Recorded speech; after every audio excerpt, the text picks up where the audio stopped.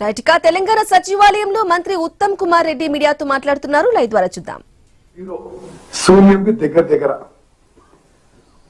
కట్టిన Kaleshwaram project 3 barrages కూలిపోయినాయి. అది మేం చెప్పడం లేదు. భారతదేశంలో పార్లమెంట్ లో చట్టంతో ఏర్పరిచిన నేషనల్ డ్యామ్ సేఫ్టీ అథారిటీ అన్నది, విజిలెన్స్ కమిషన్ అన్నారు.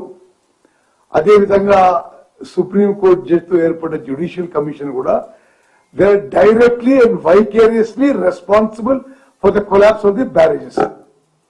నేను కొంచెం బ్యాక్గ్రౌండ్ ఇస్తున్నాను మీకు. They will come to the main subject. వాళ్ళ ఇరిగేషన్ మొత్తం కూడా ఆ రోజు మరి ముఖ్యమంత్రిగా, ఇరిగేషన్ మంత్రిగా, ఆర్థిక మంత్రిగా అన్ని ఆయన్ని వివరించాడు. కాబట్టి ఆ విషయాల్లో ఒకసారి యావత్ తెలంగాణ ప్రజలు అర్థం చేసుకోవాలి. కాళేశ్వరం ప్రాజెక్టు అంతకుముందు doctor BR Ambedkar Pranahita Chevella project అని 38,500 కోట్లకి రూపొందించబడి ఒక 10,000 కోట్ల పనైన తర్వాత మరి గతంలో కాంగ్రెస్ ప్రభుత్వానికి పేరు రావద్దనో, లేకపోతే ఎక్కువ డబ్బులు ఖర్చు పెడితే ఎక్కువ కమిషన్లు వస్తాయనో ఆ ప్రాజెక్టు మారు చేసి ఆగమాగా చేసిండు. 1,00,000 కోట్లు ఖర్చు పెడితే అది కూడా మనందరినీ తాకట్టు పెట్టి అప్పు చేసి తీసుకొచ్చి ఖర్చు పెడితే 1,00,000 ఎకరాలకు కూడా కొత్త ఆయకట్టు ఇవ్వలేదు.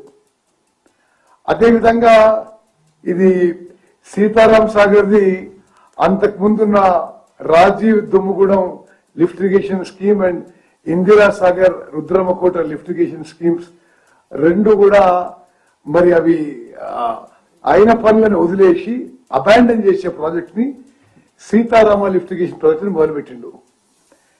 అదే ఆయకట్టుకి ఆ 2 ప్రాజెక్టులు కొనసాగించి ఉంటే 1,555 కోట్లలో 4 లక్షల ఎకరాలు కొత్త ఆయకట్టు వచ్చేది. అది మానేసి సుమారు ఇప్పుడు 18,000 కోట్లతో నిర్మించబడుతుంది సీతారామ ప్రాజెక్టు. మరి అది సీతమ్మ సాగర్ ప్రాజెక్టు కూడా కలుపుకుంటే 20,000 కోట్లు దాటుతుంది. అది సీతారాం ప్రాజెక్టు గురించి. దేవాదుల ప్రాజెక్టు ఎన్నో ఏళ్ల నుంచి పురోగతిలో ఉంది, ప్రోగ్రెస్ లో ఉంది. 10 ఏళ్లు అధికారంలో ఉన్నా వీరు తెలుగుదేశంలో ఉన్నప్పుడు చంద్రబాబు నాయుడు శంకుస్థాపన చేసిన Devadula project central government funded project. అది 10 ఏళ్లలో కూడా దేవాదుల ప్రాజెక్టు పూర్తి చేయలే, పూర్తి ఆయకట్టు ఇవ్వలే. అక్కడ ప్రాణహిత చేవెళ్ల ప్రాజెక్టు అబాండన్ చేసి రాష్ట్రానికి నష్టం చేసిండు. ఇక్కడ రాజీవ్ దుమ్ముగూడెం ఇందిరా సాగర్ ప్రాజెక్టులు అబాండన్ చేసి రాష్ట్రానికి మరి నష్టం చేసిండు. దేవాదుల ప్రాజెక్టు మరి 10 ఏళ్ల పాటు అధికారంలో ఉండి విచ్చలవిడిగా అప్పులు తీసుకొచ్చి 1,00,000 కోట్ల అప్పులు తీసుకొచ్చి కూడా పూర్తి చేయలేదు. మరి ఈరోజు ఆయన పూర్తిగా ఫోకస్ చేసి మాట్లాడిన పాలమూరు జిల్లా గురించి మాట్లాడదాం. అప్పటికే పెండింగ్ లో ఉన్న, ఆయనే అన్నాడు, పెండింగ్ లో ఉన్న ప్రాజెక్టులు కల్వకుర్తి, నెట్టెంపాడు, భీమా, కోయిల్ సాగర్ ఎందుకు పూర్తి చేయలేదో కేసీఆర్ గారు సమాధానం చెప్పాలి మహబూబ్నగర్ ప్రజలకని చెప్పి అడుగుతున్నా. అదేవిధంగా ఎస్ఎల్బిసి ఎందుకు పూర్తి చేయలేదో మరి నల్గొండ ప్రజలు అడుగుతున్నారు. డిండి ప్రాజెక్ట్ ఎందుకు పూర్తి చేయలేదో నల్గొండ ప్రజలు అడుగుతారు. మీరు శంకుస్థాపన చేసి ఎక్కడెక్కడ నాగార్జున సాగర్ లో, మిర్యాలగూడలో, దేవరకొండలో, హుజూర్ నగర్ లో మీరు మరి పెద్ద ఎత్తున ఎలక్షన్స్ కి 2 ఏళ్ల ముందు శంకుస్థాపన చేసి 1.5 years లో పూర్తి చేస్తా అన్న లిఫ్ట్ ఇరిగేషన్ స్కీమ్స్ ఒక్కదన్నా పూర్తి చేసిండ్రా? ఒక్కటి కూడా పూర్తి చేయలేదు.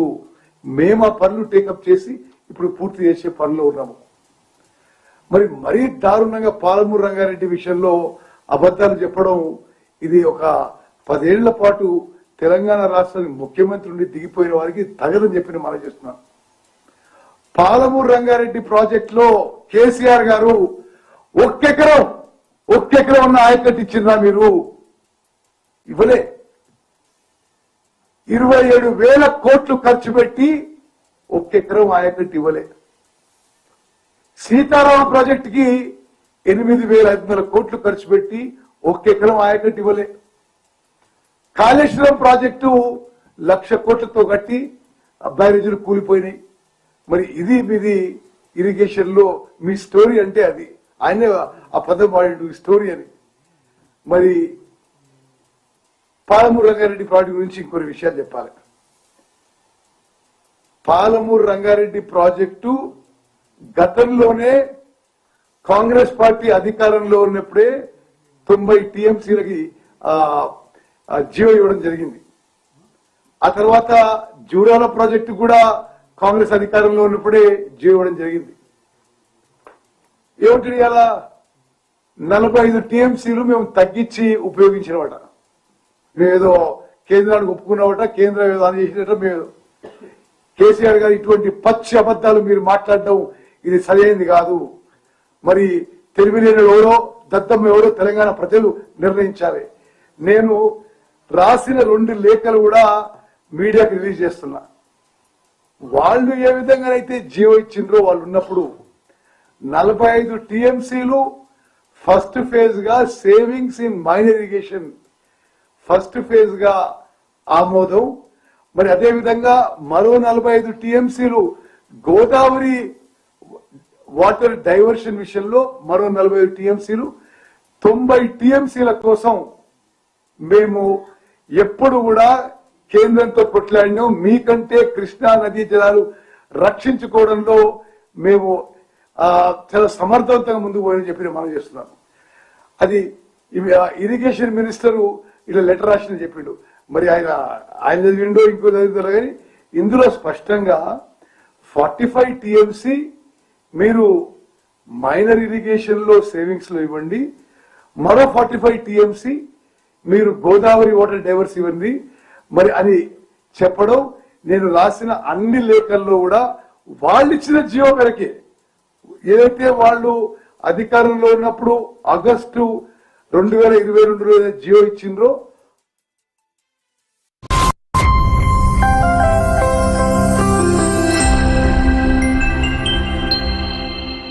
ఒకప్పుడు హైటెక్ సిటీ దగ్గర తక్కువ ధరలో ప్లాట్లు కొనుక్కొని బాగుపడ్డారు. తర్వాత ఓఆర్ఆర్ దగ్గర, ఇప్పుడు అవకాశం త్రిబుల్ దగ్గర వచ్చింది. ఇప్పుడు షాద్ నగర్ వైపు ఉన్న స్వర్గసీమ వెంచర్ లో ప్లాట్ల పండగ వచ్చింది. నూతన వెంచర్ అమేయ రూపంలో అప్రూవ్డ్ ప్లాట్లు, రిసార్ట్ ఫెసిలిటీ, రీజనబుల్ ప్రైస్. ఒక్కసారి ఫ్యామిలీతో విజిట్ చేసి మంచి నిర్ణయం తీసుకోండి. స్వర్గసీమ వారి నూతన వెంచర్ అమేయ. జలుబు, తలనొప్పి, మోకాళ్ల నొప్పులు మరియు నడుము నొప్పి వీటన్నిటికీ ఒక ఆయుర్వేద ఉపశమనం శాస్త్రి బామ్.